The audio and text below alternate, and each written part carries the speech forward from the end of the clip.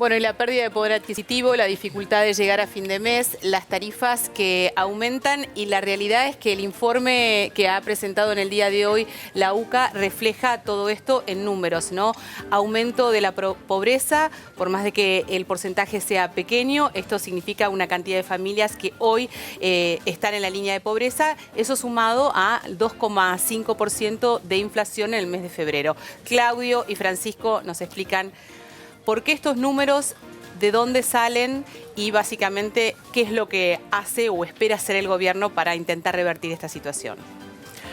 A ver, yo creo que hay un elemento muy importante que es decir que esto había sido anticipado por el Observatorio de la UCA, esto es la previsión cumplida de cuánto iba a ser el número de pobres que iba a haber calculado para el año pasado. Con un elemento temporal, que por ahí hay un tema a tener en cuenta, que es que no incluye el último trimestre, que desde el lado del gobierno que están diciendo, bueno, en el último trimestre hubo una mejora, con lo cual no se está contabilizando esa mejora.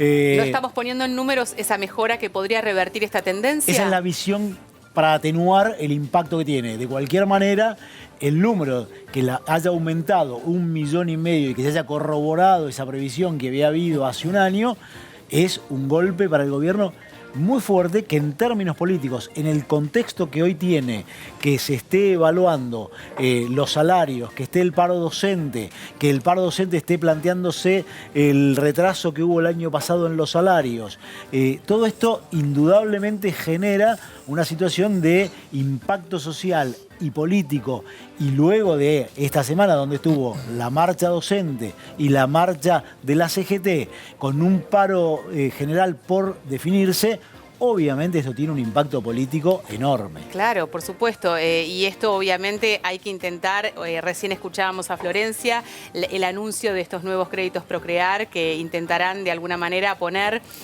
un paño de mayor expectativa y esperanza en números fríos, pero que reflejan una situación muy dura, ¿no?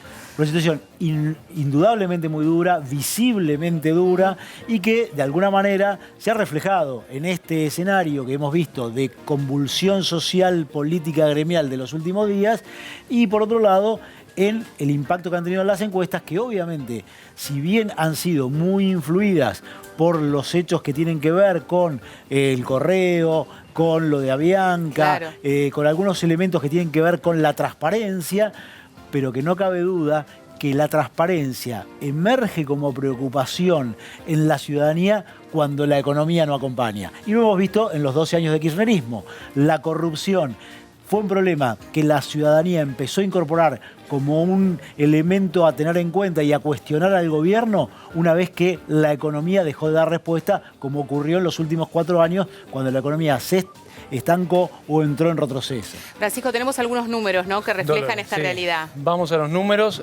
Como bien recién mencionaba Claudio, hay 1,5 millones de pobres más en los primeros 9 meses del gobierno de Mauricio Macri. Estamos hablando de un 29% de pobreza que había a fines de 2015 a un 32,9%. Se sumaron, son 13 millones de pobres hoy en la Argentina. Además, se sumaron 600.000 indigentes más. Estamos hablando de un crecimiento del 5,5% más o menos a 6,9% de indigentes. Y lo más preocupante, obviamente, tiene que ver con que la mitad de los chicos son pobres en Argentina. 1 de cada 2 chicos son pobres, y ahí sí hubo un aumento relativamente grande, casi de 5 puntos. Se sumaron 580.000 chicos a la pobreza en la Argentina. Bueno, tenemos justamente un informe donde habla Agustín Salvia, director del Observatorio de la Deuda Social de la Universidad Católica Argentina.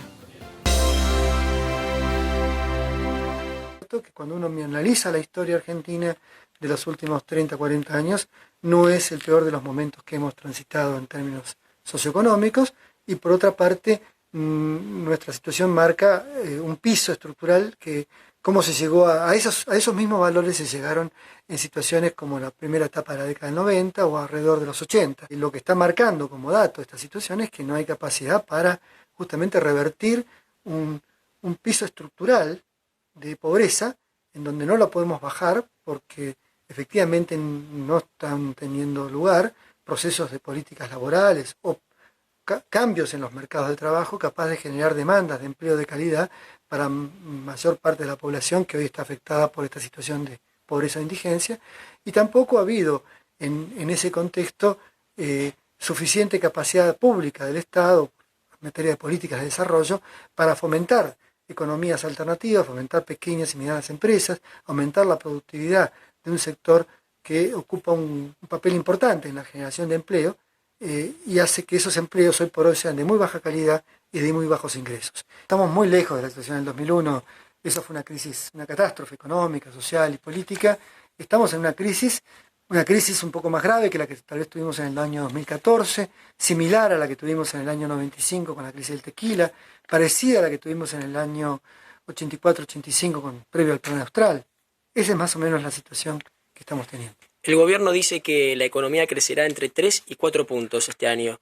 ¿Cree que bajará entonces el índice de pobreza? Depende, si crece el empleo y crecen las remuneraciones o acompañan el crecimiento del empleo, es posible que bajen tasas de pobreza o indigencia, pero no necesariamente a niveles cualitativamente importantes. Es posible que recuperemos la situación que teníamos en el 2015 o en el mejor de los escenarios 2011. El objetivo de Política Cero es una política de Estado, o debe ser una política de Estado, y yo creo que es valiente poner en agenda que tenemos pobreza en Argentina y que el ideal, al cual tenemos que llegar, es una pobreza cero en materia de derechos sociales básicos para toda la población, lo cual significa política de Estado.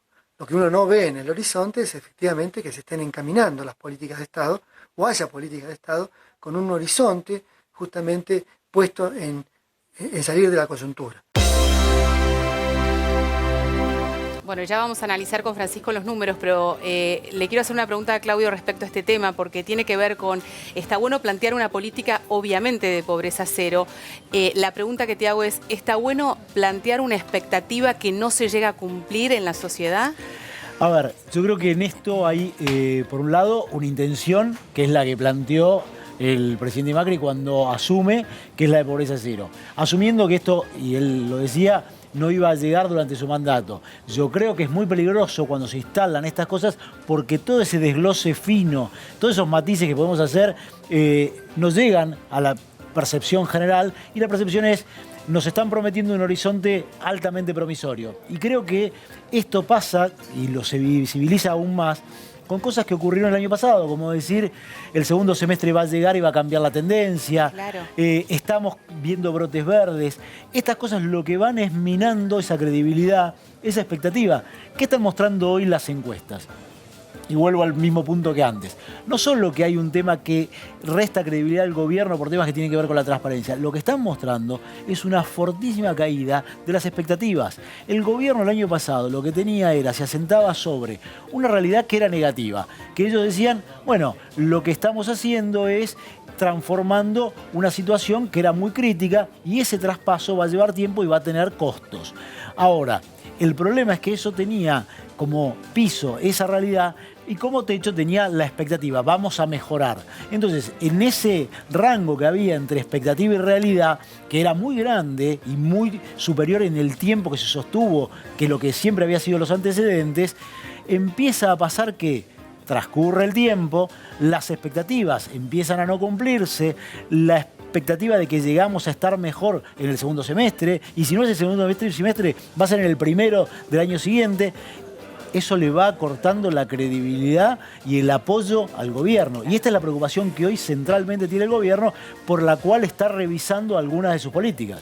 Bueno, hablando de números, mencionaba el 2,5% de aumento de la inflación en el mes de febrero. ¿Arrastrado por qué, básicamente, Francisco? Básicamente por la primera parte del ajuste de tarifas eléctricas, sobre todo en la ciudad de Buenos Aires, que son los precios regulados, pegaron y fuerte. Ahí también el anuncio del aumento de las prepagas, el aumento de los peajes y también el aumento de alimentos. Y no fue un buen número para el gobierno porque incluso se toma lo que se llama el índice de inflación core, que elimina los precios regulados y los precios estacionales. Ese índice estuvo por encima de las expectativas del mercado. Así que hay que ver, hay que poner en duda y hay que empezar a revisar, o por lo menos ver si el Banco Central tiene que revisar, cuáles son justamente las expectativas de inflación de este año, que para el gobierno, para el Banco Central, están entre el 12% y el 17%. Habrá que ver si efectivamente llegan. Las consultoras privadas ya están hablando de un 21% anual. Muy bien, muchísimas gracias. Gracias.